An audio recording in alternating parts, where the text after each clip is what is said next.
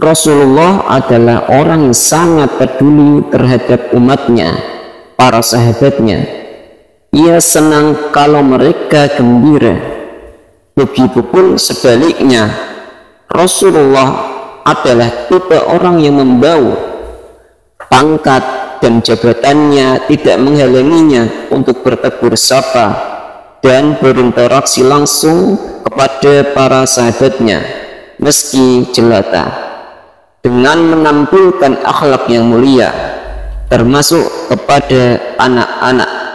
Rasulullah memperlakukan anak-anak, baik anaknya sendiri ataupun anak sahabatnya, dengan cinta dan kasih sayang. Berikut sejumlah sikap dan perlakuan Rasulullah kepada anak-anak. Pertama, mendoakan.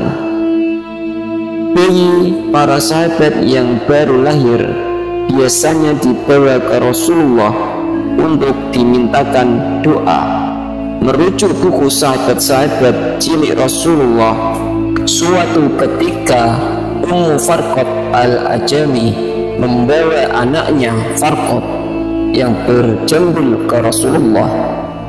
Sambil mengusap jambulnya, Rasulullah mendoakan Farqad, awali anak-anak kalian dengan kalimat La ilaha illallah. Kedua, mengajarkan kejujuran. Rasulullah selalu mengajarkan kejujuran kepada anak-anak. Tidak segan pula memberikan hukuman apabila mereka berdusta.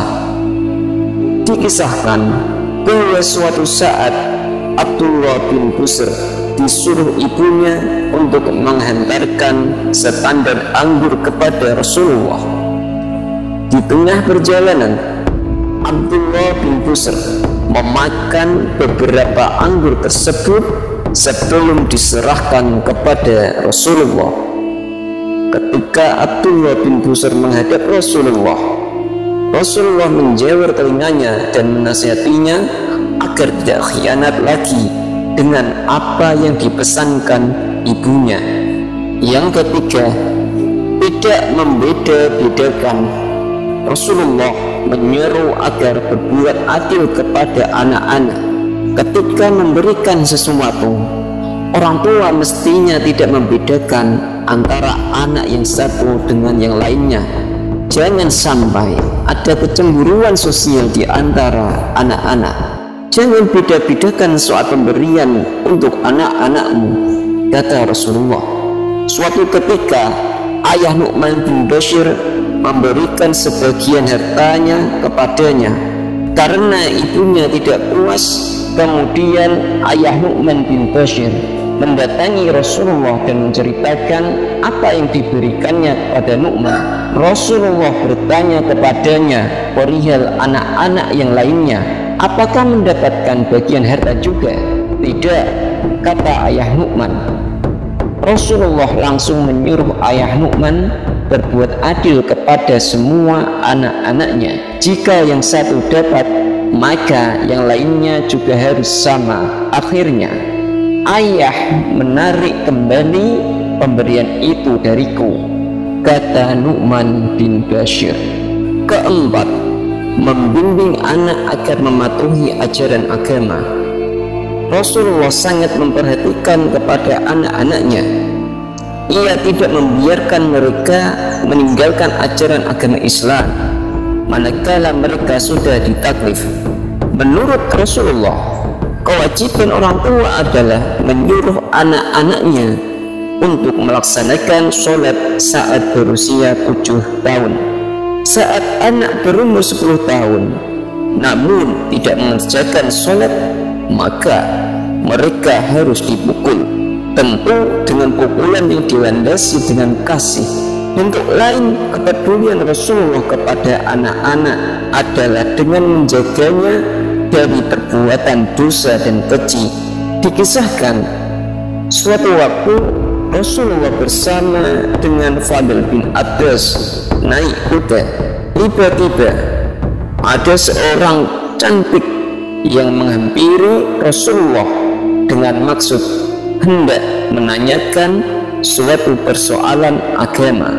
Ketika Fadl memandangi perempuan tersebut, Rasulullah langsung memerintahkannya untuk memalingkan wajahnya. Alasannya, Rasulullah tidak ingin terjadi sesuatu yang tidak diinginkan, karena pada saat itu Fadl bin Abbas baru saja menginjak usia baligh. Yang kelima, mendidik anak dengan 3 hal. Rasulullah menekankan agar anak-anak dididik dengan 3 hal, yaitu mencintai Nabi, mencintai keluarga Nabi, dan membaca Al-Quran. Ketiganya harus diajarkan kepada anak agar mereka memiliki panutan dan pedoman yang jelas dalam mengarungi dunia ini. Kepada anak cucunya sendiri, Rasulullah adalah orang yang paling perhatian. Rasulullah selalu mengunjungi putranya Ibrahim. Meski ia sangat sibuk, ia selalu mencium, memeluk, dan membelai Ibrahim dengan penuh kasih sayang. Maka ketika Ibrahim sudah wafat, sebelumnya semua putra Rasulullah wafat di usia anak-anak, Rasulullah sangat sedih. Matanya penuh dengan linangan air mata. Pun dengan cucu-cucunya, Rasulullah sangat sayang kepada mereka. Untuk menghibur cucu-cucunya, Rasulullah kerap kali membawa mereka di atas punggungnya. Rasulullah memosisikan diri seperti kuda, sementara cucu-cucunya naik di atas punggungnya. Hal ini tidak hanya dilakukan Rasulullah bersama Hasan dan Husain, tapi juga dengan Umamah, cucu perempuannya.